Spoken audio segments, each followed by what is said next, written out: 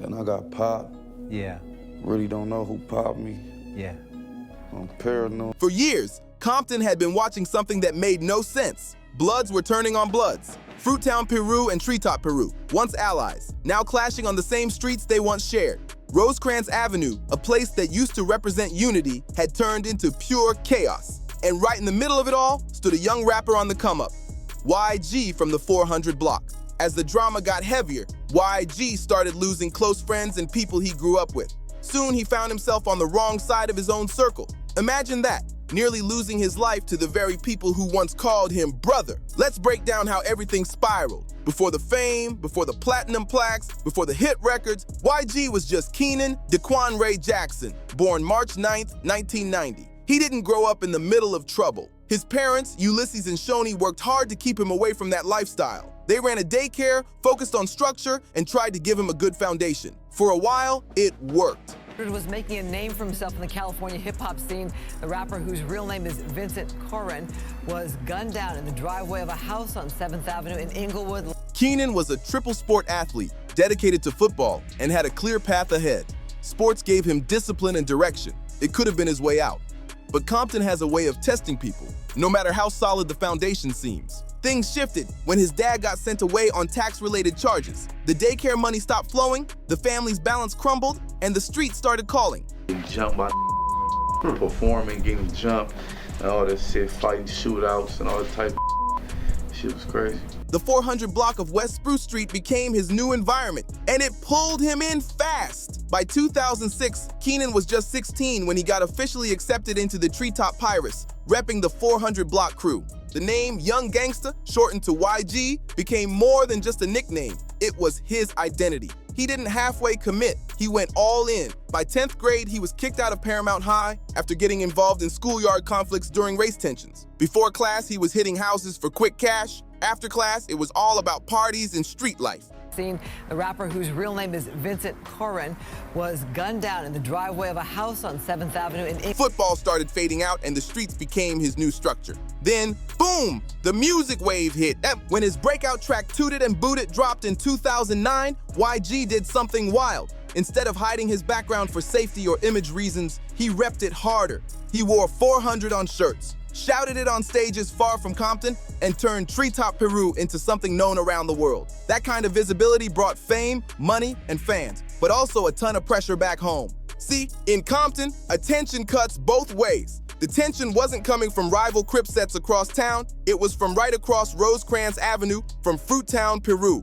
To understand why everything eventually exploded, we gotta rewind the story. Treetop and Fruittown weren't always enemies. They used to be part of what was called the Piru Alliance, standing together against Compton Crips and other neighborhood gangs. But alliances don't last forever. Cracks started forming slowly. The first major fallout traces back to May 27, 2006. A Treetop member named Carly Jackson walked into a liquor store just to grab some cigarettes. Inside, he crossed paths with Harold Carey, a respected member from Fruittown. What happened next would change everything. Carey looked at him and asked, "What that fruit like?" Which in Compton isn't small talk, it's a challenge. It's basically saying, "Where you from? You stand on that?" Jackson didn't take the bait. He paid for his stuff, grabbed his chips, and walked out.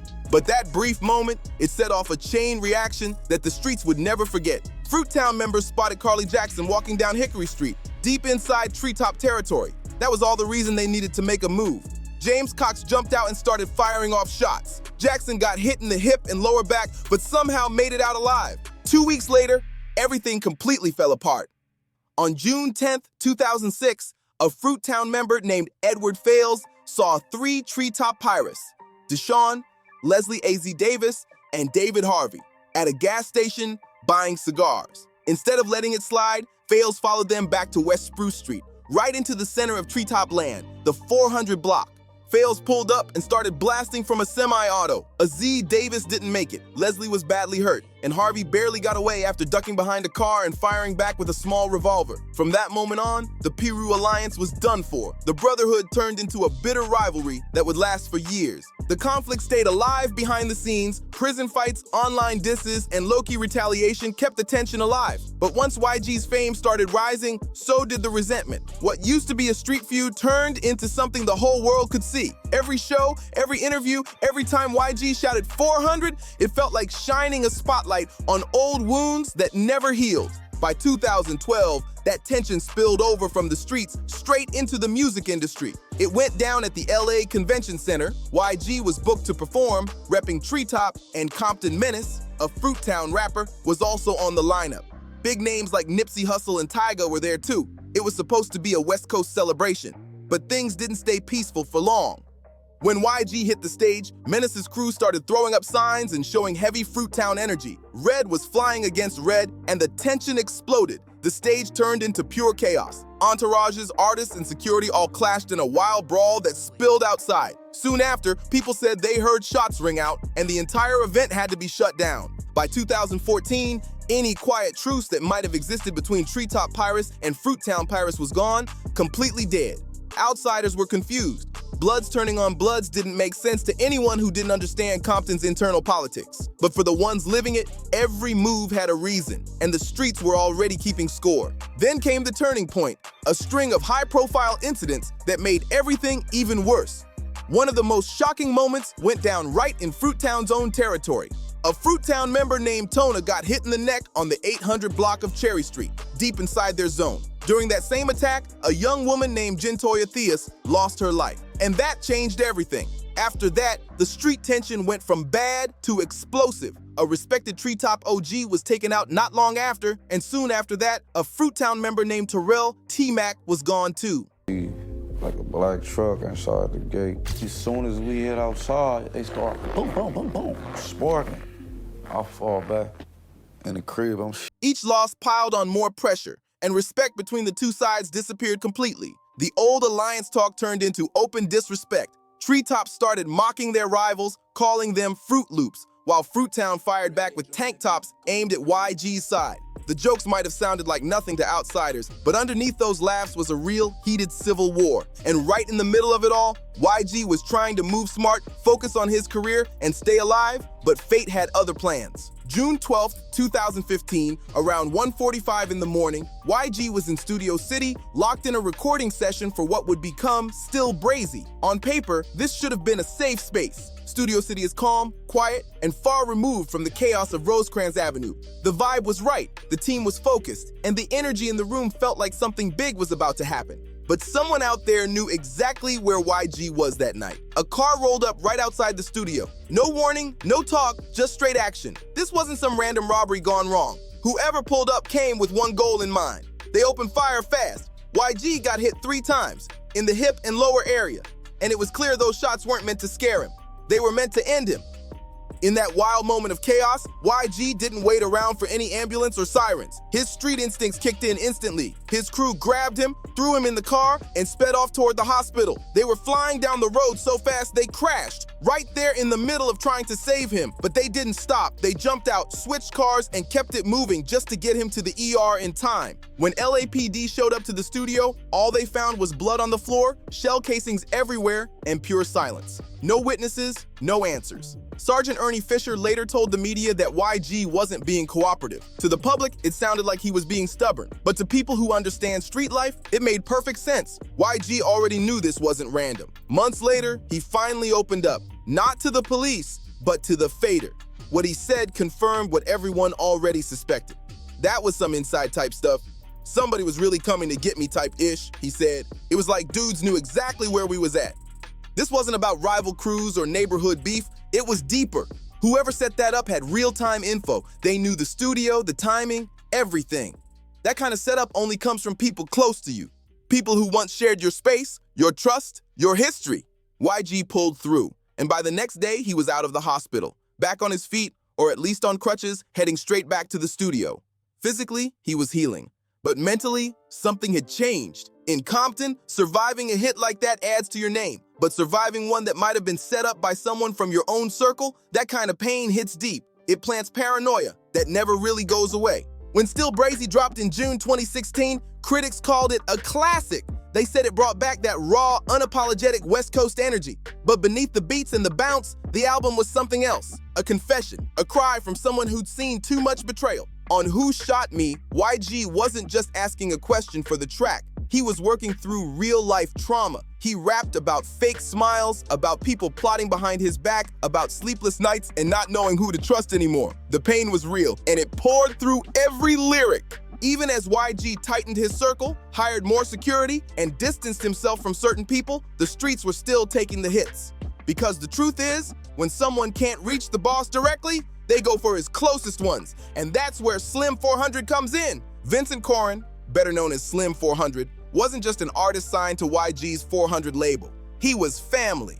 Born in Germany to military parents but raised in Compton, Slim was Tree Top Piru through and through. Respected, certified, and loyal. He wasn't just YG's artist, he was his right-hand man, the bridge between fame and the block.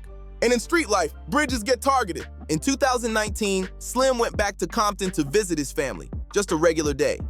But the streets never sleep. A drive-by ripped through the area, rounds hitting his car over and over. Slim got struck 9 times. Most people wouldn't have made it out of that, but Slim did. He survived, went through multiple surgeries, and spent weeks in the hospital. Somehow, he walked out, alive, strong, and still standing. That kind of survival becomes legend in Compton. Slim wore his scars like armor, like proof that he couldn't be taken down. He truly believed he'd beaten death. But in Compton, grudges don't expire. Missed shots don't disappear, they just get rescheduled. Slim saw the man approaching and reacted on pure instinct. He tried to fight back, lunging toward the guy to stop him, but the shooter didn't hesitate. Shots rang out, and Slim hit the ground hard. The attacker didn't panic. He calmly stood over Slim and fired again before walking away like nothing happened. Slim 400 was rushed to Harbor UCLA Medical Center, but by the time help arrived, it was too late. He was gone at just 33 years old. When the dust finally settled, the investigation pointed to 2 names, Michael Lennell Terry and Tamara Lynn Bell. In July 2024, Terry pleaded guilty to voluntary manslaughter and got hit with a 32-year sentence. Bell took a deal too, admitting to being an accessory after the fact. Prosecutors made it clear this wasn't random, it was coordinated. Somebody helped hide the shooter, somebody helped move the piece, and somebody made sure it all stayed quiet. Slim 400's death wasn't just another tragedy from the streets, it was organized, planned, and protected. And for YG, this was it. This was the line in the sand. He had already survived an attempt on his own life years before, living every day with that paranoia, jumping at loud noises, staying hyper-aware of his surroundings, and knowing that fame might buy luxury, but it can't buy safety. Slim wasn't just another artist, he was family. Watching his closest friend being lowered into the ground hit YG harder than anyone could imagine. At Slim's funeral, YG carried his brother's casket himself, acting as a pallbearer. The coffin was covered in red bandanas, a bold, unmistakable symbol of where Slim came from and what he stood for. Later, YG got a portrait of Slim tattooed on his leg with the words, "Brazy Blood, Love You P Trees." Slim's death forced a painful truth right into the open. No matter how big YG got, no matter how far he moved from the block, he couldn't protect everyone he loved. His success could buy him mansions, gates, and bodyguards, but it couldn't shield the people still living in Compton. The ones who still had to walk those same streets, pass those same corners, and live with that same danger every day. The red-on-red conflict had stopped being about territory or respect a long time ago. It had turned inward. Brothers tearing down brothers. It became self-destruction, doing the kind of work their rivals and the authorities never had to. After Slim's death, Compton felt like it was holding its breath.